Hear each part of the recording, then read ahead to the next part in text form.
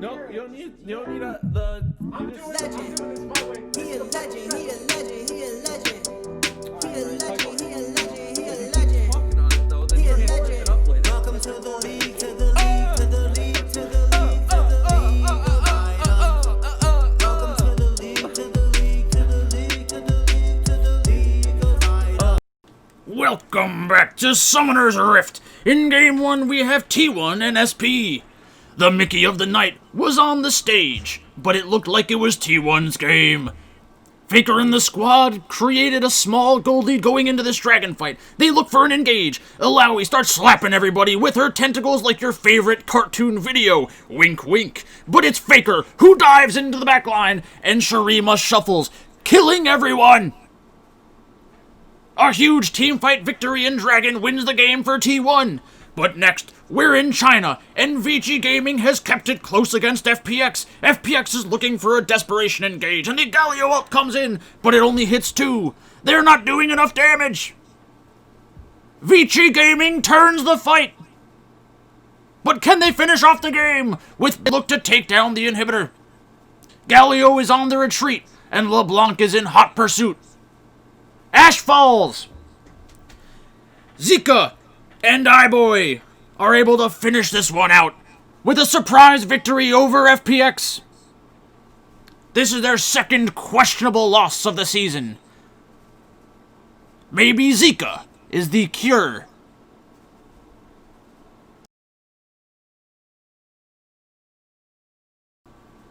And we're back in Korea where Damon Gaming is taking on Afrika Freaks. Damon Gaming started up Baron, but then backed off and looked to engage in the mid lane. Renekton kills Ezreal. Showmaker on TF is looking for a flank and stuns Aatrox. Kench looks like he's gonna die. And the Aatrox is taken out as well. Damon Gaming sweep Afrika Freaks in an easy victory. Up in the most highly anticipated match of the night, LGD and JDG are facing off in Game 3 around Elder Dragon. JDG gets an ult off onto the backline. It's zoom, zoom, zoom. Killing them all. Volibear's broken. Or is he? Not really. But when he's played by Zoom, anything is possible. JDG takes down LGD 2-1 after securing a team fight victory.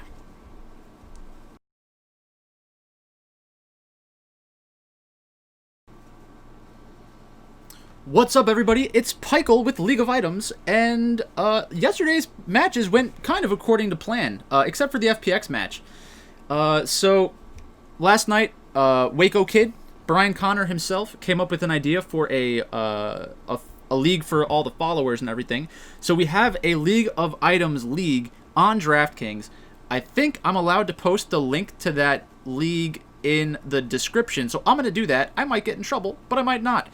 So we're going to run $1 winner-take-all contests unless it gets too big. So yesterday we had a 20 entry tournament, $1 each. First place was supposed to take down $18 because there's a rake involved still. But we had a chop in first place. So A Coke 25 and M Lavangi 1 chopped first place with a 579.09. They had a Damon Gaming T1 and JDG stack. I think that was a pretty good stack last night. They had 80 carry captains. So they rostered Ghost as the captain instead of Showmaker. That was only good enough because of the other stuff that kind of happened, I guess. So maybe there were some like salary constraints making it difficult to fit the rest of it in. But either way, it ended up working, so good for you. I came in 9th place. I also had Damon Gaming. I did Damon Gaming, FPX, and JDG, so I also went with 3 favorites. And it was just possible because of the salaries from last night. We did a lot of research yesterday at the end of the stream talking about the likelihood of Damon Gaming winning 2-0. So basically going into last night, T1 against Solhewan Prince, I was high on that match. I thought that T1 had a very good chance of having a big night.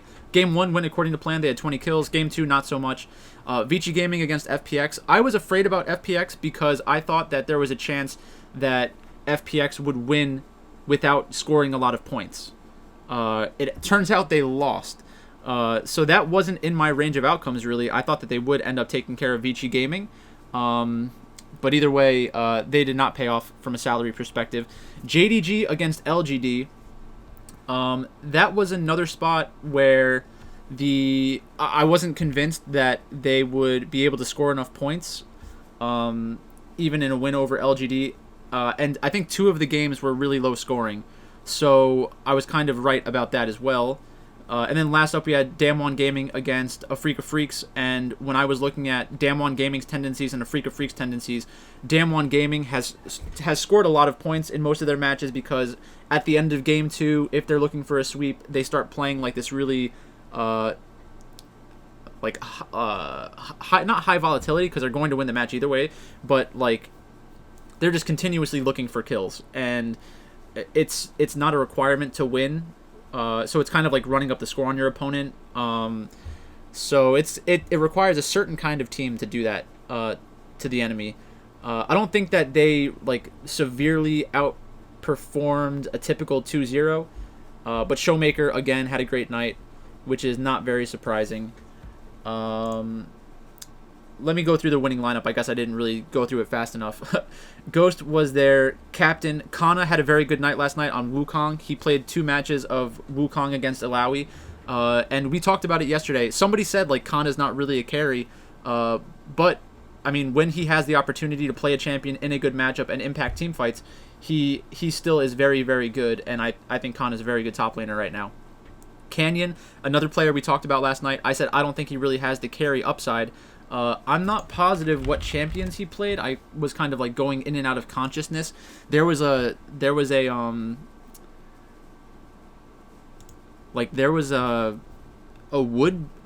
tree being shredded outside of my window at like 8 in the morning. So like I couldn't really fall all the way asleep or get all the way awake because I was pretty tired. But let's look at the scoreboard. Scoreboard's probably not up yet. Oh, it is up. No, it's not. Yes, it is. So for... Did I look up the wrong one?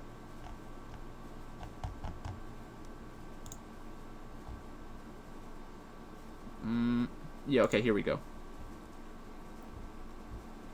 So Canyon went 9-0-7 on Lee Sin and 4-1-9 on Nidalee. That's pretty good. Pretty good. Alright, so that's something we have to kind of take into consideration moving forward. I guess he does have higher upside than I gave him credit for previously. He did have one other match where he scored a lot of points, but I think that's the exception to the rule. I don't expect Canyon to take all of those kills most of the time. So I think a Canyon with Cuz lineup would have done really well last night. I had a Cuz captain lineup in a qualifier tournament, but that ended up not hitting. So let's look at tomorrow's matches real quick.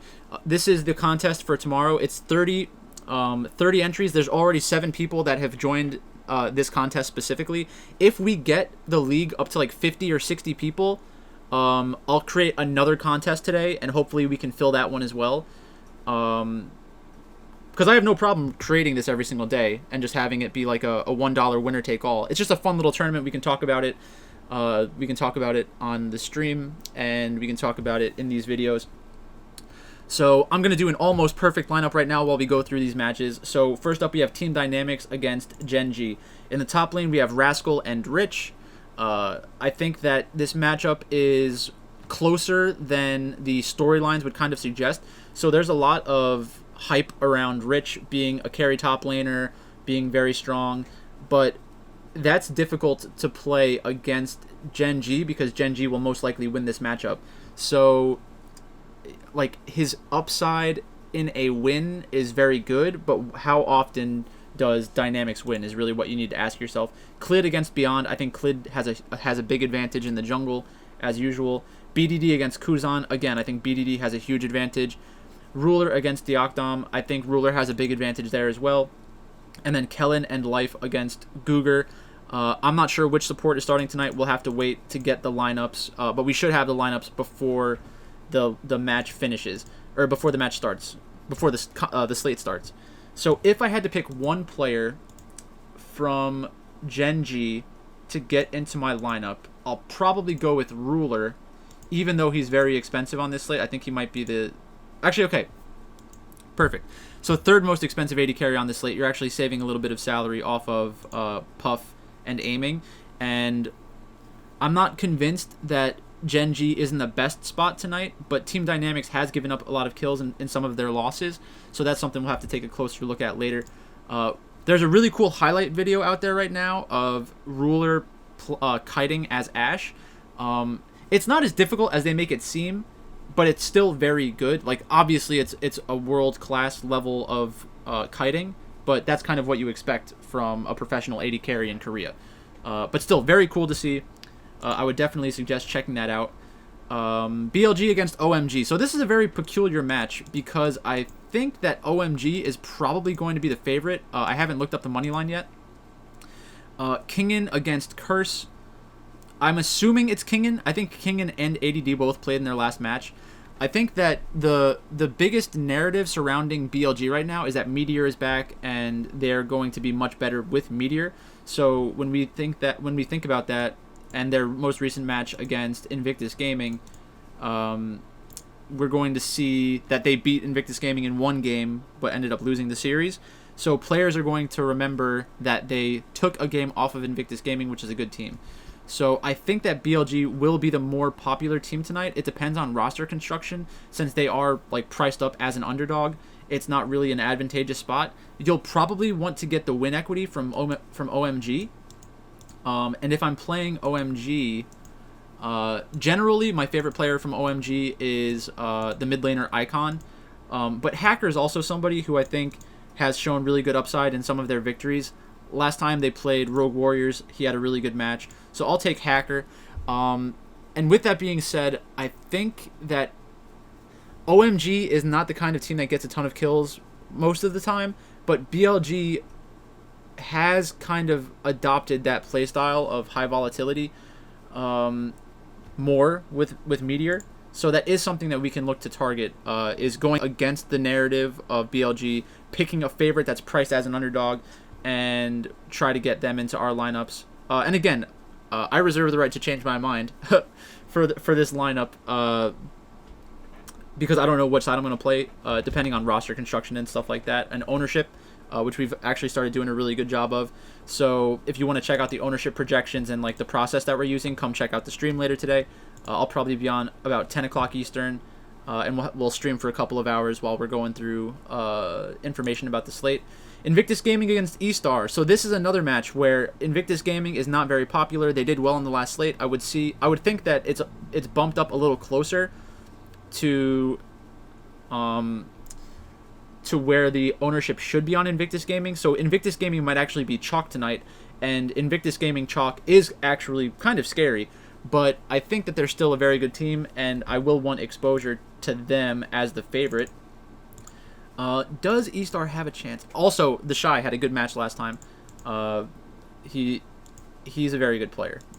I know a lot of people are concerned by him, but he's a very good player. I do think that E-Star has some kind of chance to win tonight, but it'll depend on their money line and projected ownership to see if I get any exposure to them. I think it's more likely they go 1-2 and maybe get a gigantic kill score game and outperform all the other underdogs. Maybe that's the way that they get into a good lineup. But the chances of them beating Invictus Gaming seems pretty low. So when I'm playing Invictus Gaming, my favorite player is typically Rookie. I also love the Shy, so I'll just lock both of those two in. And then in the last match of the night, we have KT Rolster against Sandbox. So there are already people saying in Discord that they're going to lock in Sandbox. But guess what? Screw Sandbox. Screw Yamato Cannon. These guys are going down tonight. Smeb is the best support in the world. Just kidding. But he's not listed as a support. So this is going to be kind of difficult to get KT Rolster into your lineups. The few things that I have noticed is that UCal is very low priced for a mid laner considering they're the favorites. I'm pretty sure they're the favorites. And then KT's AD carry Aiming is priced up. So Aiming is the second most expensive AD carry because he scored 120 points in their last match. UCal and Sowon both scored a ton of points as well. Let's see what Smeb did as a support. Smeb only scored 57 points as a top laner playing support. So Sowon does have pretty good upside at 5,400. Bono,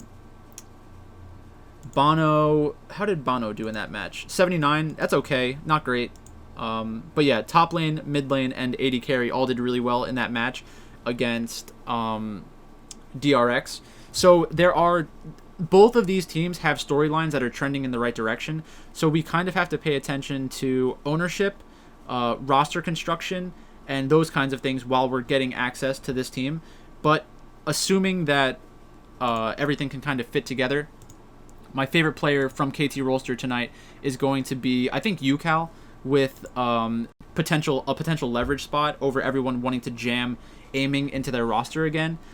So that's kind of where I'm starting my thoughts on this slate tonight. Don't really have much more to say about tonight's slate, for now at least. I'm not sure if we're going to have a DFS Bachelor video. He is busy with family, I think. But I will be doing my rankings today, an update of my rankings before all the matches start tomorrow. And I'll also include Pikel's picks in that video. But I wanted to get this one out a little earlier. This is the easier to consume, shorter video. So thanks for watching. Make sure you check out the link for the league. Check out my Patreon link, YouTube, Twitter, Twitch. If you have Amazon Prime, you can subscribe to my channel and follow my channel to get notified every time that I go live on Twitch. And I try to go live every single night to discuss the slate, kind of just mess around, play some League of Legends with viewers. Last night we played a few ARAMs. That was a lot of fun. So thanks again for watching, and I'll talk to you later.